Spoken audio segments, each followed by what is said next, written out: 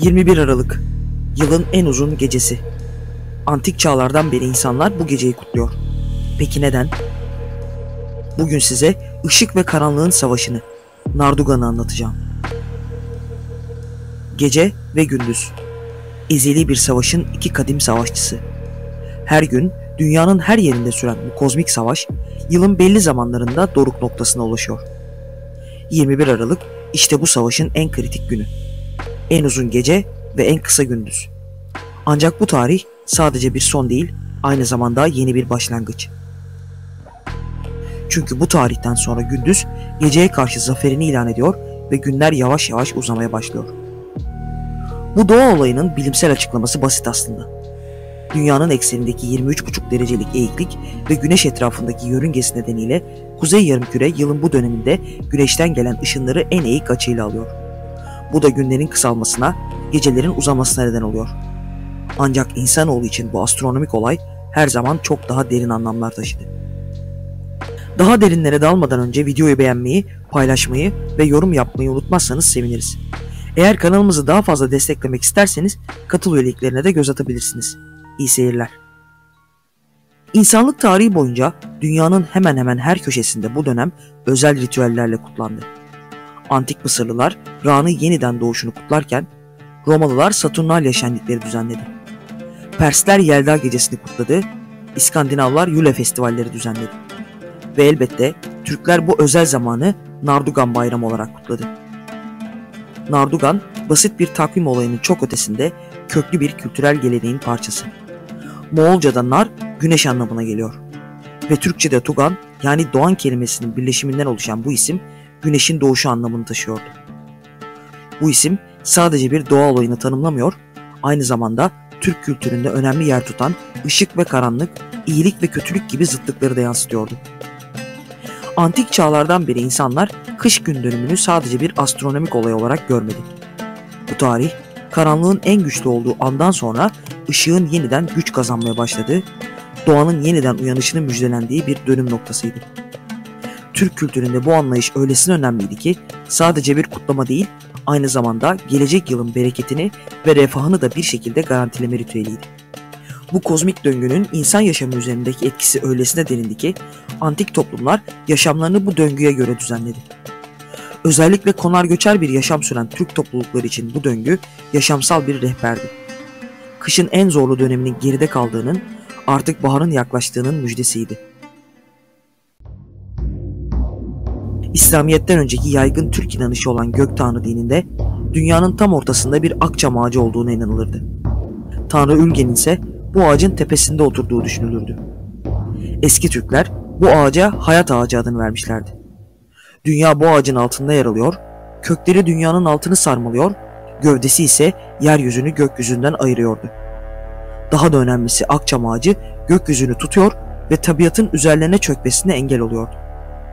Yapraklarını dökmüyor, kışın en karanlık günlerinde bile yemyeşil kalıyordu. İşte bu yüzden hayat ağacı Türkler için kutsaldı. 21 Aralık'ta yani Nardugan Bayramı'nda hayat ağacını simgeleyen kendilerine en yakın akçam ağacının altında bir araya gelirlerdi. Bu kutlama için yapılması gereken önemli hazırlıklar vardı. Öncelikle yaşadıkları yeri ve çevrelerini detaylıca temizlerlerdi. Bedenlerini ve giysilerini de temizler, mümkünse yeni kıyafetler giyer, süslenirlerdi. Sadece kendilerini değil, törende altında bir araya gelecekleri çam ağacını da özenle süslerlerdi. Tanrı Ülgen'e, yani kendilerine güneşi bahşeden tanrılarına hediyeler sunmak için büyük bir hazırlığa girişirlerdi. Bu hediyeler bir sonraki yılın güzel geçmesi için çok önemliydi. Yakınlarındaki en yüksek tepede yer alan en ulu akçamın altında dua eder, hazırladıkları hediyeleri de bu ağacın altına bırakırlardı. Bu ritüelin belki de en ilginç yanı kadınların özel rolüydü. Törene katılan kadınlar özenle hazırladıkları bez şeritlere dileklerini yazar ve akçam ağacının dallarına asarlardı. Bu gelenek size de tanıdık geldi mi? Evet, günümüzde hala devam eden dilek ağacı geleneğinin kökleri belki de bu kadim ritüele dayanıyor. Ritüel sırasında topluluğun en yaşlı ve bilge kişisi gruba önderlik ederdi. Bu kişi Nardugan Bayramı'nın önemli bir figürü olan Ayaz Ata'nın temsilcisiydi. Peki kimdi bu Ayaz Ata? İslamiyet'ten sonra Hızır ile özdeşleşen, birçok özelliğiyle de Noel Baba'yı anımsatan bir figür. Türk mitolojisinin en ilginç karakterlerinden biri. Efsanelere göre yılın en soğuk zamanlarında ortaya çıktığı için Soğuk Baba ve Kış Babası olarak da adlandırılan Ayaz Ata, özellikle kimsesizlere ve yardıma muhtaç olanlara yardım ederdi. Çoğu anlatıda yanında torunu olarak betimlenen bir kız çocuğu da bu iyilikleri yaparken ona eşlik ederdi. Ve elbette bir de geyik figürü var. Günümüzde Noel Baba'nın kızağını çeken geyikler olarak bildiğimiz bu sembol aslında çok daha derin bir anlam taşıyor. Geyik, Türk mitolojisinde Tanrı'nın hayvanı olarak kabul edilirdi. O kadar kutsaldı ki avlanmasının büyük uğursuzluk getireceğine inanılırdı. Geyik avlayanın bir daha iflah olmayacağı, avının girdiği evin bereket yüzü görmeyeceği düşünülürdü. Bu noktada ilginç bir soru ortaya çıkıyor. Peki bütün bu benzerlikler tesadüf mü? Süslenen ağaç, hediyeler, bilge yaşlı adam figürü, geyikler, Noel gelenekleriyle olan bu paralellikler nereden geliyor? Aslında dünyanın farklı köşelerinde birbirine şaşırtıcı derecede benzeyen kutlamalar yapılıyor bu dönemde. İskandinav halklarının Yule Festivali bunların en dikkat çekici olanlarından. Odin'in onuruna düzenlenen bu festivalde tıpkı bizim geleneklerimizde olduğu gibi çam ağaçları süsleniyor, hediyeler veriliyor ve büyük şölenler düzenleniyor. Biraz daha doğuya, İran'a baktığımızda Yelda Gecesi kutlamalarıyla karşılaşıyoruz. Persler için yılın en uzun gecesi olan Yelda, aynı zamanda ışığın karanlığa galip geleceğinin müjdecisi. Bu gecede aileler bir araya geliyor, nar ve karpuz yiyor, şiirler okuyup hikayeler anlatıyor ve sabaha kadar sohbet ediyorlar. Slav dünyasında ise Kolyada geleneği var. Kış gün dönümünde başlayan ve günlerce süren bu kutlamalarda evden eve dolaşıp şarkılar söyleniyor, hediyeler veriliyor. İlginçtir ki burada da karşımıza yaşlı ve bilgi bir figür çıkıyor. Ded Moroz, yani Ayaz Dede. Bu benzerliklerin tesadüf olmadığı açık.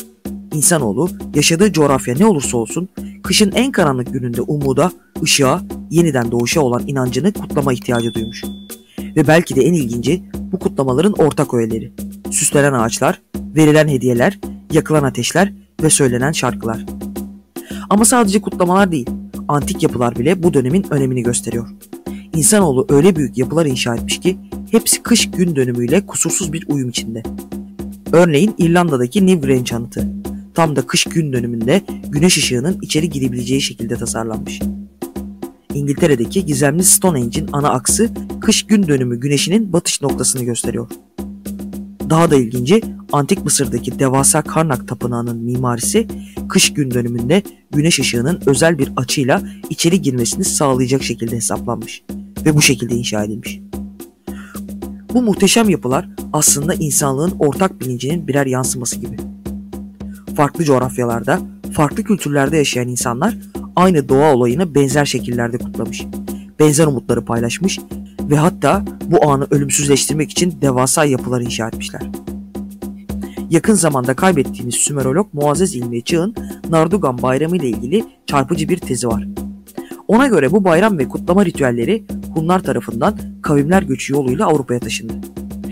Hristiyanlığın ortaya çıkışıyla birlikte de bu gelenekler Hz. İsa'nın doğumuyla ilişkilendirilip Noel adı altında kutlanmaya başlandı. Nardugan Bayramı Noel'e, süslenen akçamın altına konan hediyeler yılbaşı ağacı kültürüne, Ayaz Ata da Noel Baba'ya dönüştü. Almanya'dan Avrupa'ya yayılan Noel ağacı süsleme geleneği de 16. yüzyıldan sonrasına işaretlendiğine göre bu oldukça olası bir teori. Aslında düşündüğümüzde çok da şaşırtıcı değil bu benzerlikler. Çünkü kültür dediğimiz şey tam da bu.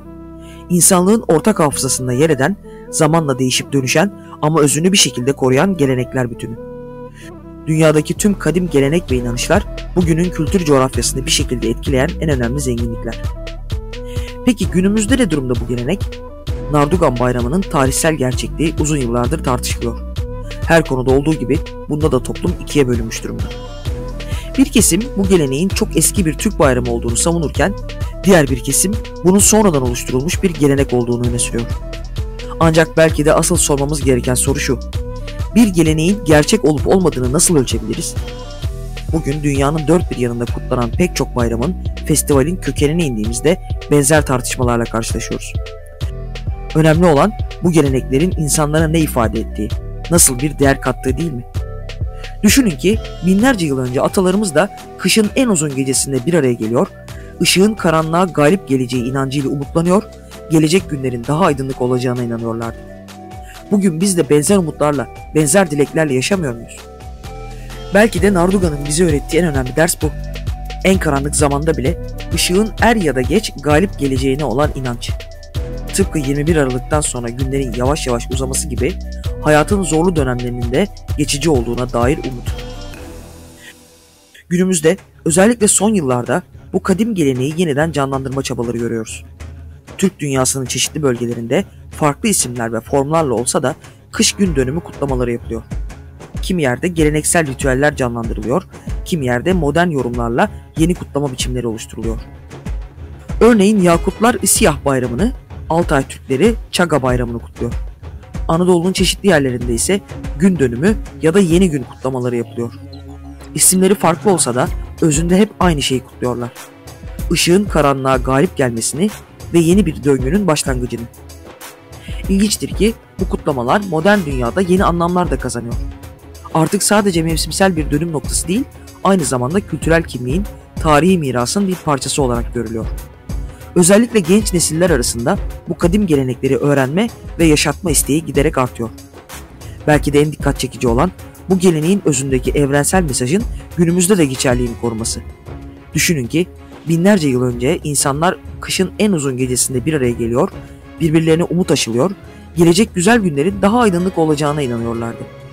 Bugün de teknolojinin bu kadar hızla ilerlediği, hayatın bu kadar hızla değiştiği bir çağda bile hala benzer umutlara, benzer dileklere tutunuyoruz.